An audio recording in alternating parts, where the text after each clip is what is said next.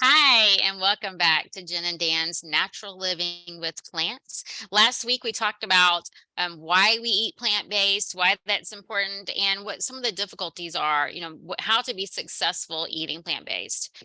But something that we want to go into, especially now that we're entering into the new year, is cleansing and detox. So many people ask us, why do you need to detox? You have these kidneys, you have this liver, they're supposed to be doing all this for you. There is no reason to cleanse or detox. But when you look at it, years ago, we didn't live in a place where we had all these chemical factories. We didn't have problems with wastewater, the dirty air, all these different chemicals. I can't remember, and maybe Daniel, but there's so many chemicals that are being created and imported here in the US for different products in our foods and on our skin, our healthcare products, our skincare products, our cleansers. All these chemicals are coming in, and a lot of them are even banned in other countries. But a lot of people here think that they're safe because they're allowed to be put into our products, but they are considered safe until proven otherwise.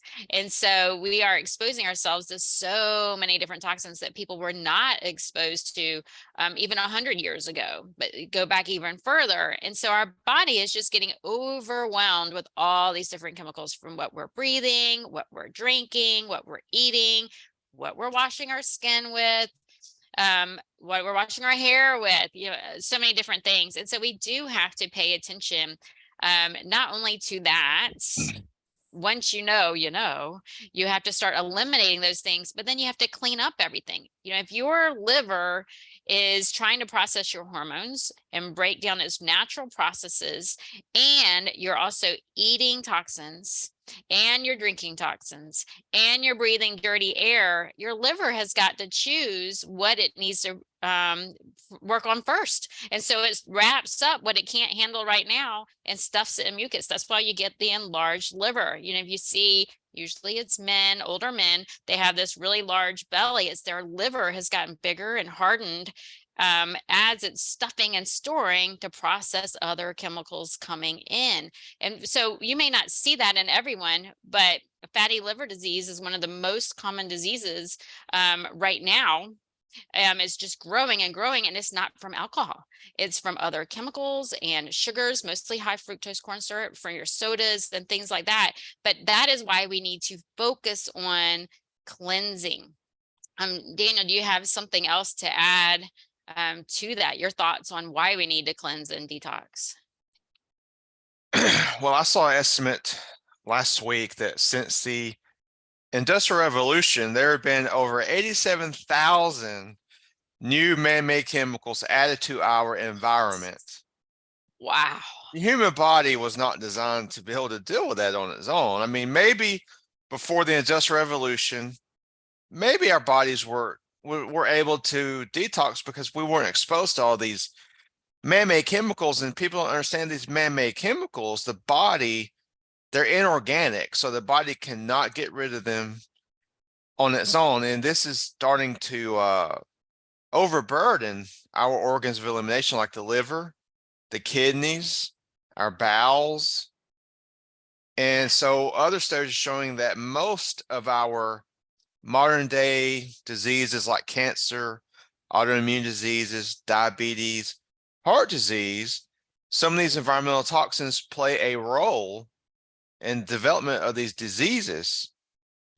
So that's why in our field of natural healing, we always recommend detoxification, because the body is overburdened. And as long as these pathways are clogged with these toxins, the body cannot heal itself. Right. Yeah. And throw in what most people are eating. Oh God, If you're yeah. not eating healthy foods and you're being exposed to all these chemicals, it's just so much. Your body, if we just took everything else away, the chemicals, let's say we're breathing pure, clean air, we're drinking nice, clean water, we're only using organic products on our hair and skin and cleaning products. if we're not eating real whole foods, if we're eating a lot of animal products, a lot of pasteurized dairy, we're eating heated oils and chips, flours, things like that, not flowers like that grow out in your garden, flowers as in Yeah. processed wheat, processed, other processed grains, any of those, then our body creates acid when it's breaking those foods down, and those acids also have to be processed. And so not only are we breaking down our own natural processes, our body creates acid just in regular digestion. So if I'm eating a mostly raw vegan diet, I'm still creating acid as I'm digesting those foods, and I'm processing hormones and all of these things. And that's what my body is made to do. But then when I throw in these man-made foods, if you think back hundreds of years ago, they weren't making fried chicken and waffles. Definitely that was not happening. And so donuts, cakes, cookies, pastries, everyone says, oh, but it's the holidays, I have to eat these foods. And I do too. Mine are a little bit healthier than some of them. So, I mean, I'm not saying don't enjoy anything ever.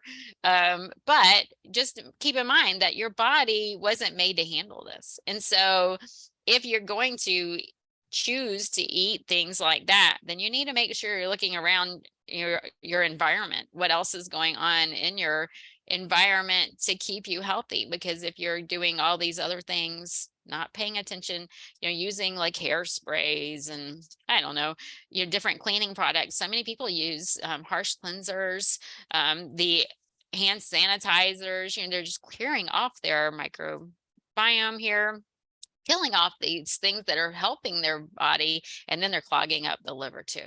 So I think it's really important to do a cleanse. I know for me, I have a program where we do a deep cleanse twice a year, but we do a reset seasonally. And I think that everyone should do it at least once a year. What are your thoughts on how often you should cleanse? Once a year is a really good start, but as polluted as things are, I think that we should probably try to do a cleanse like every 3 months. That's Yeah. what I try to do because, um, well, also I live by Fort McClellan, so this is known as the toxic town. So Mm. also, as far as like, I do believe in doing a deep cleanse, but also I think we should be doing something on a regular basis, whether it's taking some charcoal every day, some bentonite clay, something that can trap and move toxins out of the body. Of course, eat our raw foods and our juices every day. Mhm. Exercise to, get our sweat going, lymphatic system moving. I think that in today's world, it's so polluted that we need to do something every day to help our body relieve the toxic burden. So, Yeah, oh, and daily also lots of detox. water. Go ahead. Yes. Yeah, I said in daily, yeah, just the daily detox. Yes. Yes, yes. Yeah, so daily. Yes, starting your day with water. So Yeah. definitely, if you start your day with coffee, whether or not you believe caffeine is harmful or helpful to you, if you start your day with coffee, coffee is very dehydrating. So you're waking up Yeah. after fasting for hopefully 7 to 9 hours. So your body's dehydrated. You need to hydrate your body. Well, putting coffee in there, which is dehydrating, isn't the right choice. So if you could at least have a glass of water first, if you're going to choose to have your coffee, try not to have your coffee. But even if you can have, and a lot of people, they'll wake up and have a quart of water when they wake up. Sometimes they'll put a little bit of apple cider vinegar or a little bit of lemon juice in there to help. I know I have lots of water first thing in the morning, and then I drink herbal teas. I don't have coffee. But I And think that's the great way. Yeah, just start the day. Start your cleanse or your natural detox. if you do drink coffee, you need to drink organic coffee because the other coffees, they call it a dirty dozen as far as like the dirtiest fruits and vegetables. Well, coffee falls in with this if it's not organic. So Yes, and it's usually high in mold too. yes, yes. Yeah, and so if you're prone to mold, you definitely want to look for um, different forms of coffee. Yeah, And it's also getting the good to eat beans and grinding them. organic as much as possible. I know it's not easy, But Yes. Yes. We didn't even talk about that. So you could eat a raw vegan diet, but if you're eating those that are the dirty dozen, conventionally grown, then you are taking those toxins in. And so you do need to pay attention to that as far as cleansing the body. So let's think about some other things that we do every day. So we drink lots of water, eat at least a raw salad every day, raw vegetables every single day. So even if we don't eat raw vegan most of the time or all the time, at least one large salad, or raw vegetables if it's not a salad. Sometimes I call them a salad, even though it's not really a salad, but we need those raw fruits and vegetables for those enzymes that are naturally occurring for our body. We need to feed our body the right fiber and add all those enzymes that are required for all the different actions in the body. And then other things that we do are, like you said, active every day, sweating, moving the body. We have this lymphatic system, which removes all the toxins out of the body, but it doesn't flow like your heart. It doesn't have a pump. We have to move our body to get the lymphatic system to move to help to remove any of the toxins that move to the lymph nodes. We don't know a lot about the lymph nodes unless you've studied further. It's just something that hasn't really been taught that much. Usually we only hear about the lymph nodes when we hear about cancer. And when it spreads to the lymph nodes, then we're in trouble. Well, that's because that's where your toxins go. We want them to move out. We need them to get out of the body. And so we can do things like dry skin brushing. That's a great way to get lymphatic flow. Like I said, moving the body, any muscle contractions, those help to pump your lymph through. Using things like castor oil packs. I know in my programs, I recommend that people use castor oil packs at least on the lower abdomen every morning to help with elimination. But if it's somebody with a chronic illness, then we will alternate castor oil pack on the liver one day, castor oil pack on the lower bowel the next day. And we just go back and forth one day here, just to help pump everything clean, pull stuff out of the liver, and then the next day remove it from the lower bowel. Do you have, so you mentioned charcoal. So tell us a little bit more about using charcoal and bentonite clay. I like to use it. I mean, like maybe a teaspoon of bentonite clay and a teaspoon of charcoal, just add it to some water and drink it. I usually use that when I'm doing a bowel cleanse. But bentonite clay is so powerful in absorbing toxins, it can be used to purify water. I've seen studies out of India where they take polluted water, put it in a bucket, and throw about a pound of bentonite clay in the bucket, and they let it sit for about an hour. And when they test the water is a lot cleaner than it was before they used the clay. Wow. So, and you remember Dr. Schultz, he had that in one of his formulas, the intestinal formula 2. Because I think the clay also absorbs radioactive materials as well. Probably so. So you do that daily or just when you're doing your cleanse? Just while I'm doing the cleanse. I don't know if it's probably not good to do it all the time with the clays because they're so absorbable. I also believe in giving the body a break after a few weeks of cleansing. I believe you should give your body at least a week or two to kind of rest, because we don't want to cleanse all the time, because cleansing is kind of I don't want to say a breaking down of thing, but it is breaking down things. But once we do that, we also want to build back up. So, in the School of Natural Healing, usually they'll cleanse on 6-week intervals and take a week off. After 6 months, they'll take a month off to let the body regenerate and rebuild the body. As far, I want to say one quick thing too. We're talking about how important it is to hydrate. We have to really make sure our water is clean too, because a lot of this tap water, it just adds more to your toxic burden. So right. And we should probably have a whole session on water, actually, yeah, it because I was should. just about to get off on another tangent It's there. easy to do. Yeah, let's save that, because I was going to talk more about the chemicals in there and how they affect the other organs of the body. Yeah. So we'll save that.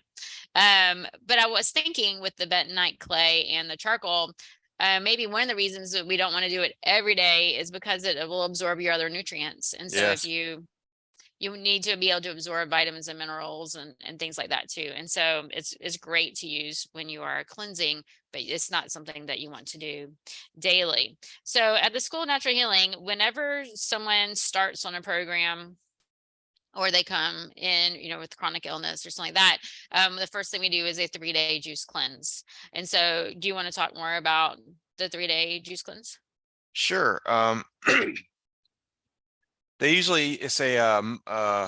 It's called a mono juice cleanse. So what that means is you choose a juice you want to use. It either could be apple juice, carrot juice, or grape juice, which grape juice is going to be kind of tough, especially if you're going to juice it yourself. You can use store-bought juice, but I don't like that. So I would recommend carrot or apple juice. So you pick either one. And then you're going to, as soon as you wake up in the morning, you're going to drink a glass of distilled water. And 30 minutes later, you'll drink a glass of juice. And every 30 minutes, you're going to either be drinking water or juice throughout the day. They also recommend taking, I want to say, 1 tablespoon of olive oil 3 times a day during this cleanse to lubricate the bile ducts and the colon to make sure that you are eliminating. And you'll also be taking the lower bowel formula because, like we always talk about on this channel or this podcast, it's important, especially if you're cleansing. It's very important to be having bowel movements because these toxins have to get out. And the biggest way they get out is through the bowels. So, and we do this for 3 days. And if you get hungry at night and you're drinking apple juice, you can have an apple or two. If you're drinking carrot juice, you can eat a carrot or two. But I'm going to say this, that the hunger will go away. I've done a 95-day juice fast before, and I didn't get hungry. Wow. At first you will, but your body will adjust to it. Mhm. And what else do you add, Jennifer? Did I miss anything on that cleanse? I'll usually do apple cider vinegar, cayenne, and molasses Oh yeah, too. that's it. Yes, molasses because it's so high in minerals. Yes. And then the cayenne just because it's great for circulation, and the apple cider vinegar to help draw any of the inorganic minerals to help to dissolve any of those to help them pass through. Yeah. Yeah. Now I've done it a few times. I've only done the 3 days. I've never done beyond. But for me, I do get hungry. Maybe it's because I haven't gone beyond the 3 days, but I get bored with it. Like I Oh yeah. love I don't know. I mean, you see what I post every day, what I eat. I like a lot of variety and a lot of different ingredients. And so about 3 or 4 o'clock, I'm like, I don't want any more. I just can't do it. Yeah. It's like, I don't want any more of this apple juice or any more of this carrot juice or whatever. So another thing that I hear from people is they're afraid to drink apple juice or carrot juice because of their blood sugar. Yeah. Well, I've seen different things about this. I've heard some scientific studies show that if the juice is raw and it has its own enzymes, it doesn't affect the blood sugar as much because the enzymes helped break it down. You can also dilute the juice 50-50 with water. Yeah. And you chew it. I mean, Christopher That, say you chew it. It's kind of like you swish it in your mouth yes. and it combines with your saliva to help it digest. And Mhm. but if you're, I don't know, if you're diabetic, I guess you should still check your blood sugar if you're going to do it. And if it goes up, you may have to switch to something like celery juice or something like that. Yeah, do a vegetable juice, a green juice. Yeah. Yeah, if that's a problem for you. If you're concerned about your blood sugar, then definitely. But yeah, the swishing to activate the enzymes in the mouth to start breaking down those carbohydrates. That helps a lot. Yeah, he always said chew your juices and drink your food. Yeah. Chew, chew, chew. So Yeah. in all my programs, that my people, I mean, they know. I say number one, read the ingredients. That's my number one. Read the ingredients. Number Yeah. two, chew, chew, chew. You have to chew. No matter if it's food or drink, whatever it is, chew to activate the saliva, the salivary glands. So I wanted to say something else about that, the detox and the cleansing. So a lot of people are afraid. We only have a few more minutes, but a lot of people are afraid to detox. They think that they're dangerous.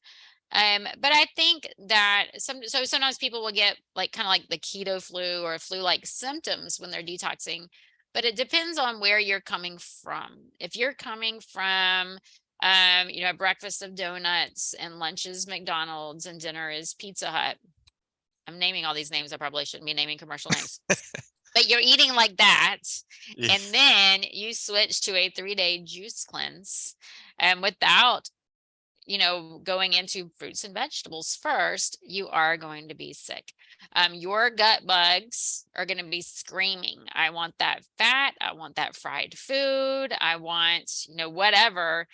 And so they're going to be screaming. You are going to feel very sick. It's going to be quite a drastic change to go from a standard American diet to a 3-day juice cleanse. So what I recommend is that you taper first. If you drink a lot of coffee, start tapering down on your coffee. You're drinking sodas, eliminate the sodas.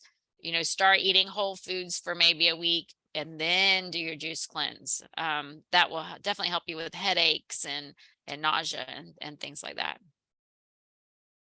Yes, definitely. I wouldn't advise a jump from McDonald's to a juice cleanse like you're saying, because you're going to feel awful. Yes, yes. And we didn't mention how you need to start with the bowels. If you are eating like that 3 times a day, what was that? What was that? Did I say donuts? So donuts, burgers, and fries and pizza. So we don't have a lot of fiber. We don't have a lot of vitamins and minerals. We're probably not going to the bathroom every day.